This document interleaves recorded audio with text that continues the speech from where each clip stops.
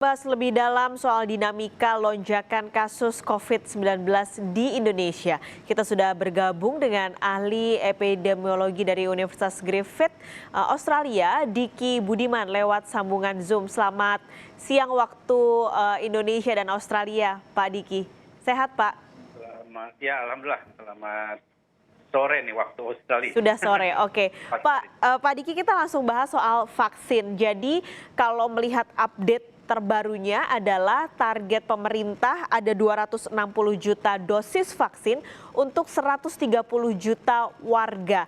Sementara kita punya 260 juta warga penduduk Indonesia gitu. Nah, kalau untuk melihat vaksin yang ada, apakah nantinya akan cukup? Apalagi kalau kita tentu tidak berharap vaksin merah putih tidak mulus. Tapi kalau vaksin merah putih tidak mulus gitu Pak, uji klinisnya gagal di 2021, apa dampaknya? Jadi ingin saya sedikit perjelas bahwa dalam penyelesaian pandemi itu tidak ada sampai saat ini dalam sejarah penyelesaian pandemi itu selesai karena vaksin atau obat. Ini juga sudah disampaikan peringatan ini mungkin kemarin ya oleh Badan Kesehatan Dunia bahwa tiap negara jangan sampai mengandalkan vaksin dalam penyelesaian pandemi. Artinya seperti yang juga saya sampaikan beberapa waktu lalu, vaksin bukanlah solusi tunggal. Tapi bukan berarti kita tidak boleh atau tidak harus bersiap-siap tentang vaksin ini. Tentu itu harus dilakukan. Namun jangan sampai kesiapan atau fokus dalam hal vaksin ini mengabaikan strategi yang sebetulnya paling penting, paling utama, yaitu dalam strategi utamanya yaitu testing, tracing, dan isolasi dan perubahan perilaku ini. Karena inilah sebetulnya yang dalam berbagai sejarah pandemi, sampai pandemi terakhir sekalipun, termasuk COVID-19 ini, itulah senjata manusia hingga saat ini yang bisa mengendalikan satu pandemi. Adapun vaksin, ini seringkali dalam teori dan praktek ini tidak selalu sesuai. Satu hal yang ingin disampaikan juga bahwa tingkat kesulitan vaksin untuk coronavirus ini kan tidak mudah. Sebagaimana kita ketahui, coronavirus ini kan sudah menyebabkan setidaknya beberapa pandemi dan epidemi seperti SARS, ya, kemudian MERS. Dan sampai saat ini dunia belum punya vaksin untuk coronavirus yang efektif. Apalagi ini dalam tempo yang relatif cepat. Namun ini bukan berarti kita harus pesimis. Ini tentu harus terus dilakukan karena vaksin itu akan membantu percepatan kita keluar dari pandemi. Bukan satu-satunya solusi ya, tapi membantu percepatan kita keluar dari pandemi. Kalau bukan satu-satunya solusi, lalu juga tadi Pak Diki bilang tidak ada pandemi yang sebenarnya kelar karena vaksin. Ditambah ada data Pak bahwa jumlah masyarakat yang atau jumlah penyebaran COVID-19 di Indonesia ini makin hari malah makin tinggi gitu. Jadi apa solusinya? Kalau tadi Pak Diki bilang harus ada tracing, tracking, lalu juga perubahan perilaku. Berarti itu belum ya di Indonesia? Belum optimal atau belum memadai malah. Belum memadai karena kita harus merujuk pada target yang ditetapkan secara global. Jadi kalau testing, satu tes per 1.000 orang per minggu, kemudian dia positif rate-nya harus kurang dari 5%. Jadi dengan tracing dan lainnya juga ada target-target global. Nah ini yang harus dikejar oleh Indonesia.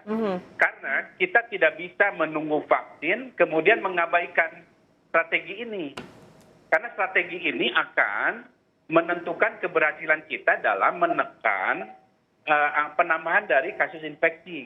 Termasuk menekan dan mencegah terjadinya kematian.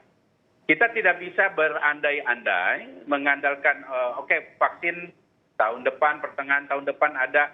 Nah ini kan ada beberapa bulan yang akan kita lalui yang tentunya kita harus lakukan upaya secara masif agresif terkait testing dan kawan-kawan ini. Ya. Ini yang harus dilakukan dan itu dilakukan pada negara-negara yang berhasil Sehingga sambil menunggu vaksin ada ataupun obat definitif ditemukan, negara ini sudah bisa melakukan aktivitas sosial dan ekonominya secara bertahap pulih. Nah inilah yang harus dilakukan oleh Indonesia dan semua daerah tanpa terkecuali. Tidak bisa juga dilakukan hanya bersifat parsial. Misalnya DKI saja yang relatif saat ini paling bagus cakupan tesnya, sedangkan daerah lain masih belum memadai. Nah ini akan terjadi ketimpangan dan akhirnya kita akan relatif kurang berhasil atau malah jauh dari berhasil untuk mengendalikan pandemi ini. Karena selama ini kan kalau beberapa hari ini Pak Diki sempat memantau, pemerintah selalu menonjolkan, yang ditonjolkan adalah ya kan tingkat kesembuhannya di atas rata-rata loh Indonesia. Padahal harusnya yang dilihat adalah tingkat positifnya, bahwa penyebarannya masih tinggi dan harusnya tes ini semakin digalakkan ya Pak ya? Betul sekali. Jadi jadi kalau bicara data itu harus lengkap menyampaikan sisi positif dan negatif dari data itu. Bahwa angka kesembuhan itu satu informasi yang positif tentu kita syukuri. Tapi ada sisi negatif dari data kesembuhan ini, bahwa pertama mayoritas dari yang terinfeksi COVID-19 ini memang tidak bergejala dan akan pulih dengan sendirinya tanpa intervensi apapun. Kemudian ini artinya bukan mengecilkan arti kesembuhan itu, tapi ada informasi yang penting di dalam orang pulih ini, bahwa pulih ini ternyata tidak berarti selesai dengan masalah kesehatan. Studi menunjukkan lebih dari 50% yang tidak bergejala ini mengalami gangguan di paru. Lebih dari 80% mengalami juga gangguan menetap di jantung. Artinya orang pulih ini tetap punya potensi masalah kesehatan. Artinya lagi yang lebih besar, pesan dari angka kesembuhan ini adalah artinya melakukan pencegahan lebih baik daripada terinfeksi COVID-19. Jadi itu sebabnya angka kasus kesembuhan ini bukan jadi indikator atau target yang ditetapkan secara global. Ya, ini yang kita harus sadari ya. Jadi ada sisi positif negatif dari data ini yang harus dipahami, termasuk angka kematian misalnya. Yang Pak Diki lihat di luar kebijakan pemerintah yang saat ini nggak kadang A, kadang B gitu, nggak jelas untuk menghadapi pandemi ini. Tapi begitu juga dengan masyarakat. Bagaimana sih Pak Diki melihat tingkat kedisiplinan masyarakat Indonesia terhadap protokol kesehatan yang sudah diberlakukan di Indonesia? Perlukah ditingkatkan lagi dan apakah memang Indonesia harus PSBB lagi aja gitu di beberapa kota yang memang masih masuk zona merah? Sangat penting sekali kita melakukan evaluasi seperti yang disampaikan Mbak Pascal tadi. Jadi intinya adalah kita lihat bahwa dalam intervensi untuk pandemi ini selain testing dan teman-teman itu ada yang disebut dengan faktor perubahan perilaku, di mana di sini ada peran besar dari masyarakat dan juga termasuk berbagai institusi atau pemangku kebijakan terkait. Nah, sebelum bicara PSBB yang efektif, kita ini harus melakukan banyak langkah persiapan. Kalau yang disebut dengan katakanlah rem ya, rem PSBB ini sebagai rem, ya kita harus evaluasi dulu PSBB yang sebelumnya. Ini apa saja kekurangan-kekurangannya dan apa yang harus dilakukan sebelum kita melakukan satu kebijakan untuk memutuskan melakukan rem dengan bentuk PSBB ataupun karantina wilayah. Karena bila itu tidak disiapkan, apa yang dilakukan nanti tidak akan efektif. Ya, tidak akan efektif. Itu yang terjadi seperti sebelumnya.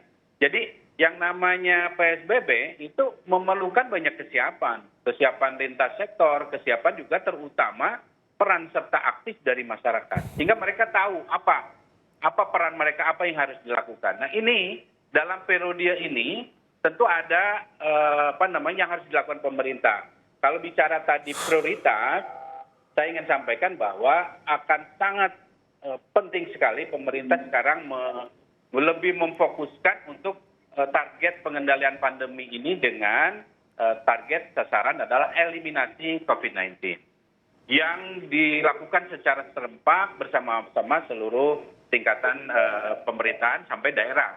Karena dengan adanya target eliminasi ini, COVID-19 ini, maka gerak program yang disebut testing dan kawan-kawan ini termasuk edukasi dan sosialisasi perubahan perilaku ini bisa dilakukan secara bersinergi di semua wilayah.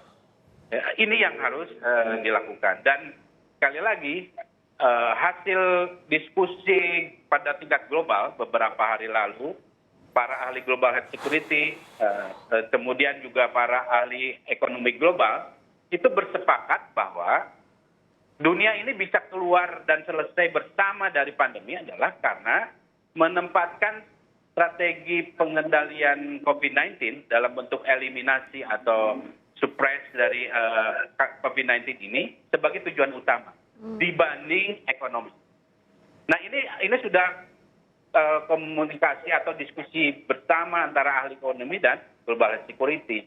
Artinya tidak ada bias lagi kalau misalnya saya menyampaikan, kan saya bukan ahli ekonomi, tapi ini dari apa yang disampaikan pada tingkat global. Dan ini sekali lagi harus menjadi rujukan ilmiah dalam Indonesia menetapkan kebijakan. Karena kalau negaranya nggak sehat, ya ekonominya juga pasti susah untuk sehat. Jadi pada intinya adalah prioritas pemerintah saat ini eliminasi pengendalian dari COVID-19 ini yang paling penting. Dan tentunya sinergi dari masyarakat untuk selalu disiplin. Betul. Terima kasih Pak Diki untuk waktunya di Kompas Siang hari ini. Ahli epidemiologi Universitas Griffith Australia, Diki Budiman bergabung di Kompas Siang hari ini. Terima kasih.